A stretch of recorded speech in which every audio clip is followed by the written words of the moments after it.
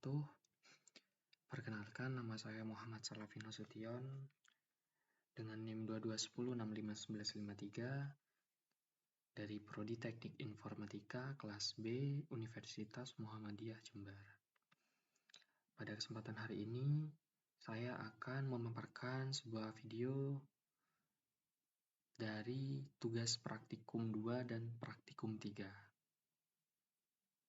Pada praktikum 2 yaitu berisi tentang penjadwalan proses atau proses scheduling, selanjutnya penjadwalan CPU, yang terakhir yaitu alokasi memori. Oke, mari kita langsung mulai dari praktikum kedua yang dimana berisi praktikum 6, praktikum 7, dan praktikum 8. Praktikum 6 yaitu penjadwalan proses, praktikum 7 penjadwalan CPU, dan praktikum 8 alokasi memori. Oke, kita mulai dari praktikum 6 yaitu penjadwalan proses atau proses scheduling. Di mana untuk programnya yaitu ada di sebelah kanan ini. Untuk programnya ini sudah ditulis lengkap, udah sampai akhir. Oke, mari kita lanjut.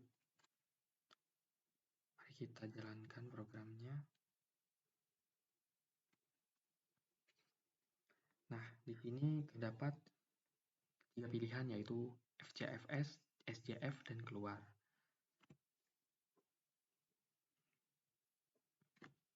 FCFS dan SJF itu adalah dua jenis algoritma penjadwalan dalam sistem operasi yang digunakan untuk mengatur eksekusi tugas atau proses pada CPU. FCFS sendiri yaitu first come first serve, sedangkan SJF yaitu shortest job first. Oke, mari kita mulai dari pilihan yang pertama yaitu FCFS. Ini kita masukkan jumlah proses. Kita inputkan 3. Masukkan rincian proses 1. Waktu kedatangan kita isi 2. Selanjutnya boardnya kita isi 4. Nomor prosesnya kita isi 3. 4. Terus boardnya 6. 7.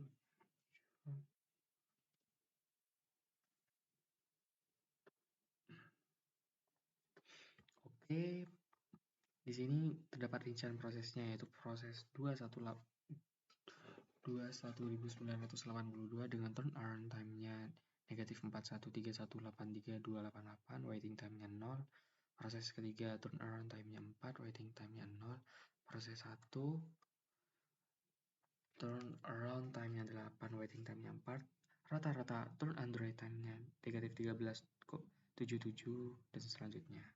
Rata-rata waiting time-nya 1.33. Untuk cara kerja proses FCFS sendiri yaitu yang pertama kali tiba di antrian akan menjadi prioritas pertama dan akan dieksekusi oleh CPU. Seluruh antrian atau daftar tugas akan diurus dalam urutan kedatangan.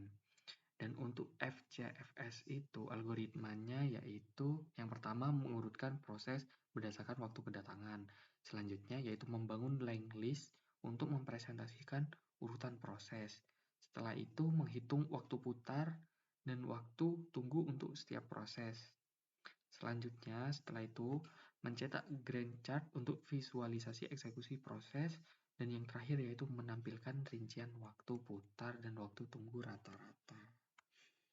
Itu untuk FCFS. Nah, kita coba pilihan yang selanjutnya itu SJF. Masukkan jumlah proses 3, 4, 5. Wah. Nah, di sini average waiting time-nya yaitu sama dengan 4,6666 dan selanjutnya untuk average turn around time-nya yaitu 8,33. Untuk SJF sendiri itu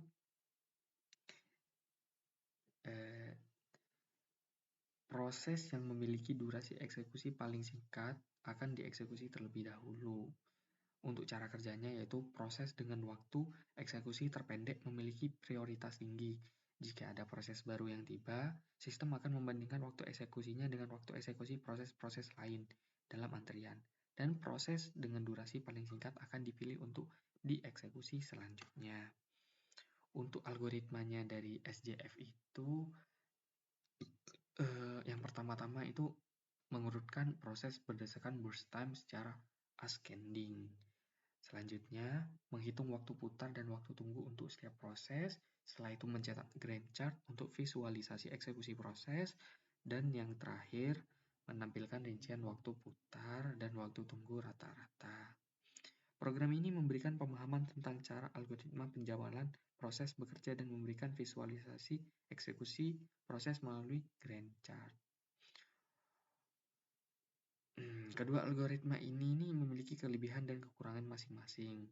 FCFS itu sederhana dan mudah diimplementasikan, tetapi tidak selalu menghasilkan waktu putar rata-rata atau waktu tunggu yang optimal. Sedangkan SJF-nya itu untuk kelebihannya sendiri ya dapat menghasilkan waktu putar rata-rata yang lebih baik karena memprioritaskan proses dengan durasi paling singkat. Tetapi dapat menyebabkan situasi di mana proses-proses panjang harus menunggu yang dikenal sebagai fenomena konvoi efek atau efek konvoi. Oke, selanjutnya yaitu kita pindah ke praktikum ketujuh atau pemrograman yang ketujuh. Di sini program 7 yaitu penjadwalan CPU.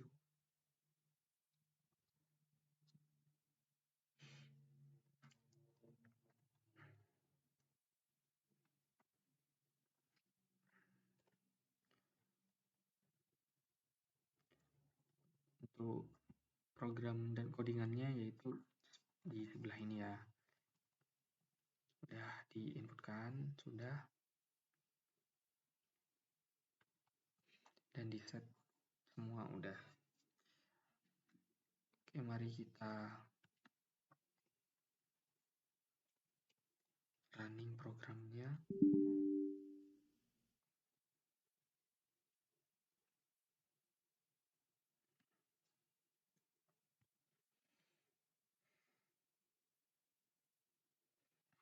Di sini pilihannya ada 5 pilihannya.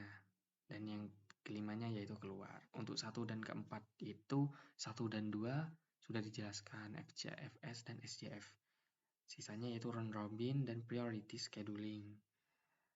Untuk round robin itu kita langsung pada algoritmanya saja.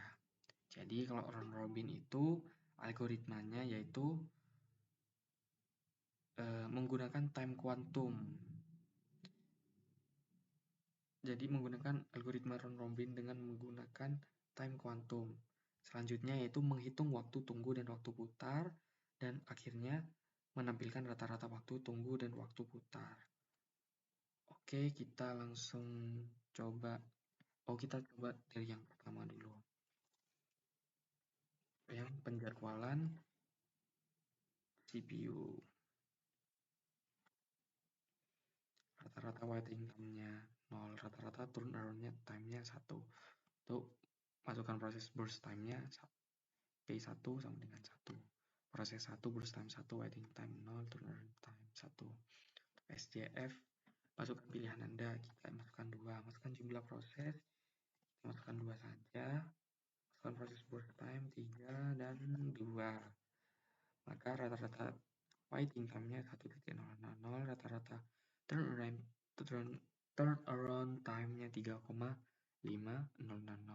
Untuk proses P2-nya, burst time-nya 2, waiting time 0, turnaround time 2. Proses P1, burst time-nya 3, waiting time-nya 2, turnaround time-nya 5. Oke, selanjutnya kita beralih ke round robin. Di sini kita memasukkan jumlah proses, kita masukkan 4, 1, 2, 3, 4, 2. Masukkan time quantum 6. Nah, di sini outputnya yaitu proses turnaround time waiting time P12, P25, P39, P411. Sebelahnya P1 itu P120, P252, P395, P411, 9. Untuk average waiting time-nya itu 4, average turnaround time-nya 6,75.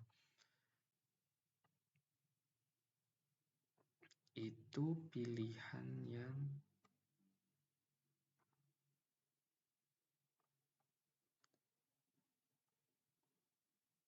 round robin.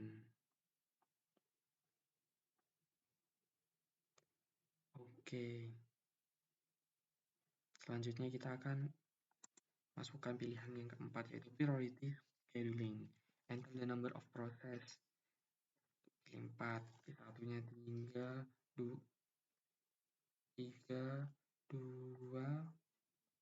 4, 1, 4, 2, 6, 3. Total proses 2 burst time-nya 4, waiting time-nya 0, turnaround time-nya 4. Proses yang 1 burst time-nya 3, waiting time-nya 4, turnaround time-nya 7. Proses 3 burst time-nya 4, waiting time 7, turnaround time-nya 11. Proses 4 burst time-nya 6, waiting time-nya 11, turnaround time-nya 17. Untuk total waiting time-nya 22, rata-rata waiting time-nya 5,5, total turnaround time-nya 39, rata-rata turnaround time-nya 9,75. Oke, kita sudah keluar.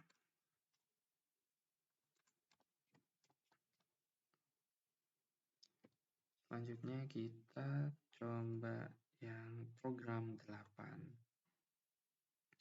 Pada program 8 ini menampilkan hasil alokasi memori untuk setiap proses, termasuk blok yang dialokasikan atau menandai jika alokasi tidak berhasil.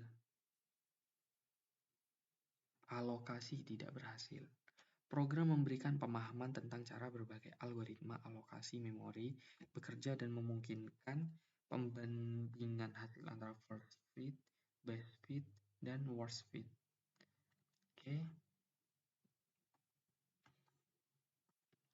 Kita tunjukkan dulu programnya. Untuk yang 8 yaitu memori. Codingannya seperti ini. Sudah. Selanjutnya kita runningkan saja yang alokasi memori.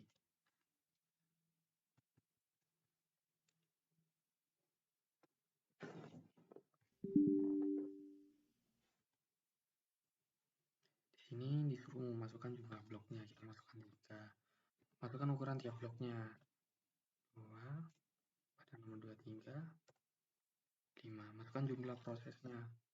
2. Masukkan ukuran tiap prosesnya. 2, 3. Nah, di sini kita disuruh memilih, masukkan pilihan Anda. First fit, best fit, worst fit, atau keluar. Kita pilih yang first fit. Nah, untuk yang pilihan first fit itu terdapat proses yang 0, ukuran prosesnya 2, blok dialokasinya 2. Untuk proses satunya yaitu ukuran prosesnya 3, blok dialokasinya 3. Nah, kita pilih pilihan selanjutnya yang kedua. Nah, di pilihan kedua itu untuk hasilnya sama. Dan pilihan ketiga hasilnya pun sama. Oke, kita keluar. Selanjutnya itu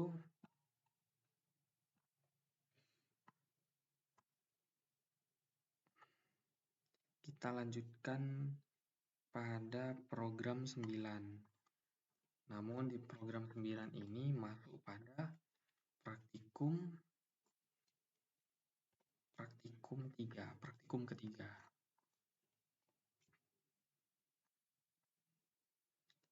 Pada program 9 ini yang pertama yaitu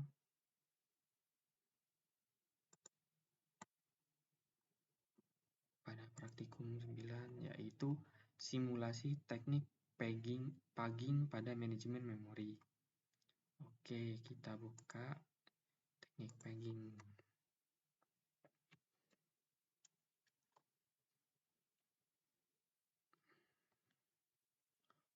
Kita buka programnya dulu ya.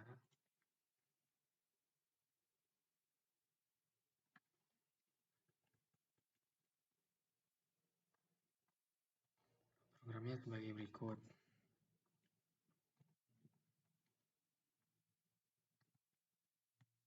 Jadi kita running.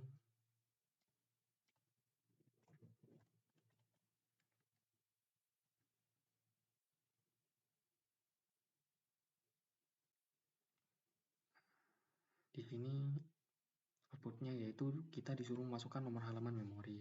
Kita masukkan 3, 4, dan contohnya ini 3. Terus di sini nomor halaman. Di sini masukkan tabel halaman atau masukkan nomor frame sama dengan -1 jika halaman itu tidak ada di frame manapun. Nomor halaman. Oke, kita contohkan 2, 3, 4. Alamat logikal atau nomor halaman dan kita isi 7. Nah, maka alamat fisikal, nomor frame dan offsetnya itu 0,6. Oke, selanjutnya yaitu kita pada praktikum atau program yang ke-10. Program yang ke-10 itu codingannya bunker.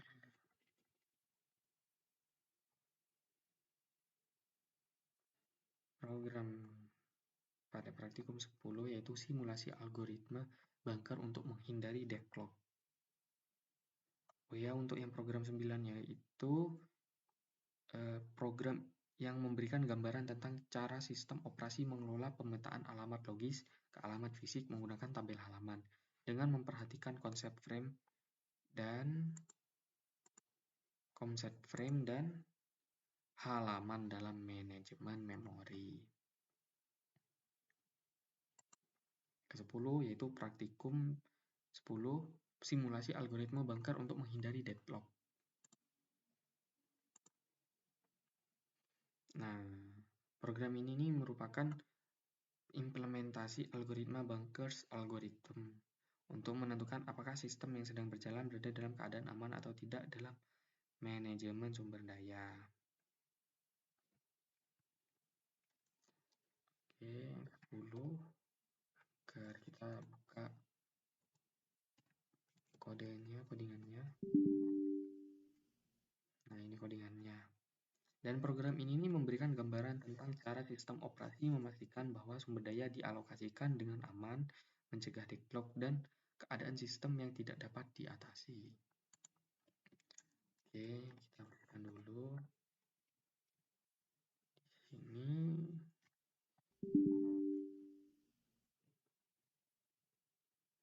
mari kita run yang program 10 atau praktikum 10 bunker.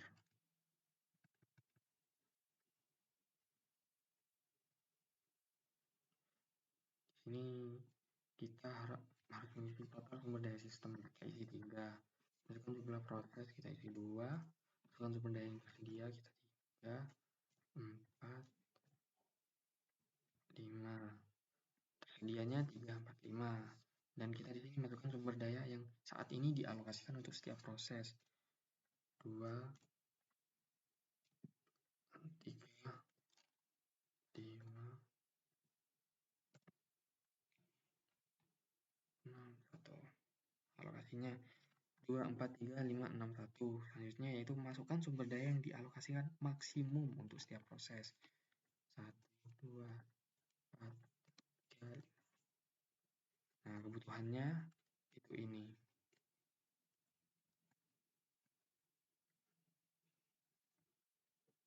Jika kita teruskan ini, apa hasilnya? Maka tidak ada. Jadi hasilnya yang pertama yaitu -1. Kebutuhannya yaitu -1, -2, 1, -2, -1, 5, 1. Oke.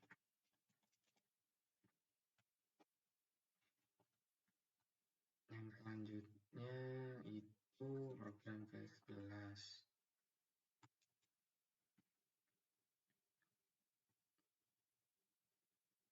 Yang ke-11. Program ke-11 itu yaitu program yang memberikan simulasi visual untuk melihat bagaimana algoritma penjadwalan disk bekerja dan memproses request dari berbagai posisi pada disk. Untuk codingannya seperti ini. Mari kita running programnya.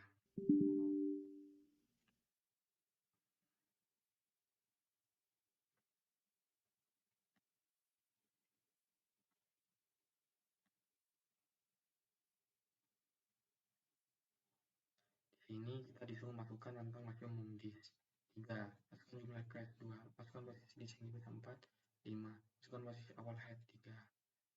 Nah, di sini dapat 3 pilihan, yaitu FFX scan, yang ketiga yaitu G-scan. Kita pilih yang pertama. Oke, untuk yang pilihan pertama gitu, output hasilnya yaitu head disk bergerak pada 3 ke 4 dengan waktu pencarian 1, selanjutnya head disk bergerak dari 4 ke 5 dengan waktu pencarian 1, total waktu pencarian 2. Selanjutnya coba kita pilih masukkan pilihan yang kedua, scan. Untuk yang pilihan scan, hasil outputnya seperti yang pada di layar itu. Oke, kita mencoba masukkan pilihan yang ketiga selanjutnya. Untuk yang ketiga, hasil dari outputnya itu sama dengan output yang kedua. Oke, keluar.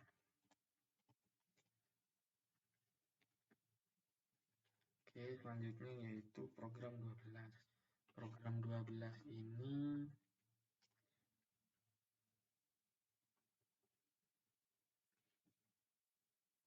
kodingannya sebagai berikut. Program 12 ini program implementasi dari algoritma penggantian halaman page replacement menggunakan 3 metode: FIFO, LRU, LFU, dan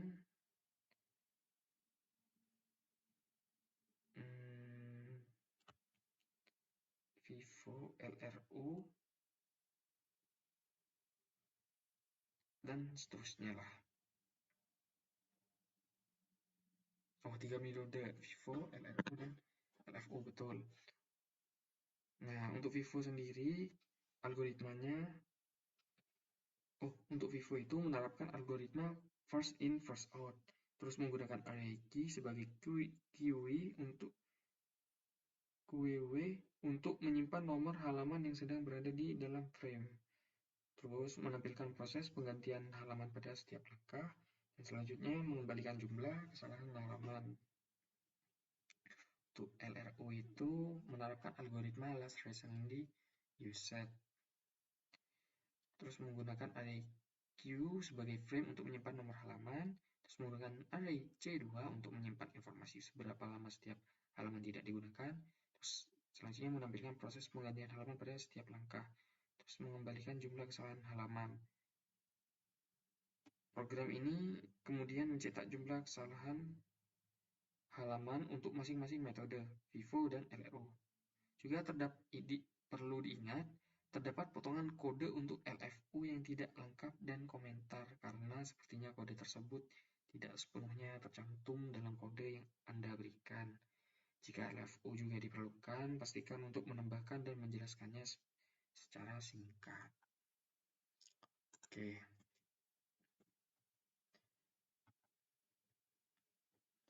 Yang 13, nah di sini ada dua, yaitu read dan write.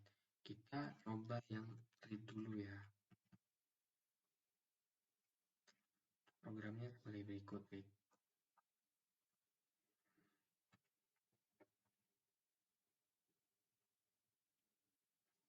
13 read. Oke, kita running saja.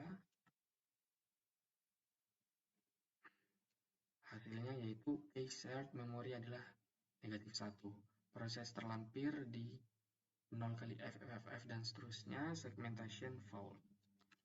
Oke, selanjutnya kita coba yang 13.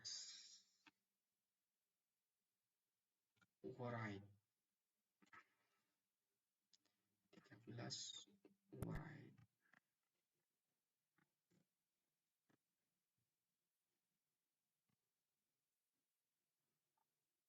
Codingannya yang override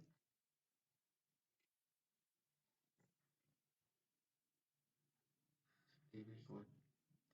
Yang override itu case shared memorinya adalah 0, proses terlampir di 0 kali ini, terus masukkan beberapa data untuk ditulis ke shared memory 2, maka hasilnya yaitu kamu menulis 2. Itu untuk yang override. Untuk program read itu program ini membaca data dari shared memory. Perlu diingat juga, program ini tidak melakukan manipulasi data di dalam shared memory atau memeriksa apakah shared memory sudah diinisialisasi dengan benar. Sinkronisasi dan penanganan kesalahan sebaiknya diperhatikan untuk keandalan program yang lebih baik. Dan untuk program 13 yaitu write, program ini menggunakan sistem shared memory untuk berkomunikasi antara proses. Oke, kita langsung saja next di program yang terakhir yaitu program 14 Semapur.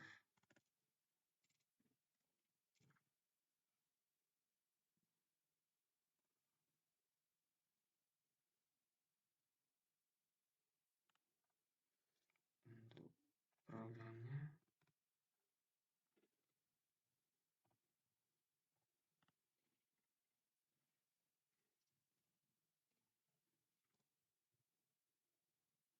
programnya ya seperti samping. Nah, untuk program yang telah kita running, maka di sini outputnya yaitu thread 1 membaca nilai sebagai 1, pembaruan lokal oleh thread 1 sama dengan 2. Nilai variable shared yang diperbarui oleh thread adalah 2. Thread 2 membaca nilai sebagai 2, pembaruan lokal oleh thread 2 sama dengan 1. Nilai variable shared yang diperbarui oleh thread adalah 1, nilai akhir shared adalah 1. Dan untuk program ini menggunakan 2 thread untuk memodifikasi variabel shared secara bersamaan dengan bantuan semapur. Program ini menggunakan semapur untuk memastikan bahwa hanya satu thread yang dapat mengakses dan memodifikasi variabel shared pada satu waktu, menghindari kondisi perlombaan atau race condition, dan juga hal ini membantu memastikan integritas data dan keluaran yang konsisten. Jadi sekian, begitulah cuplikan video hasil kerja dari praktikum 2 dan 3 saya. Kurang lebihnya mohon maaf. Wassalamualaikum warahmatullahi wabarakatuh.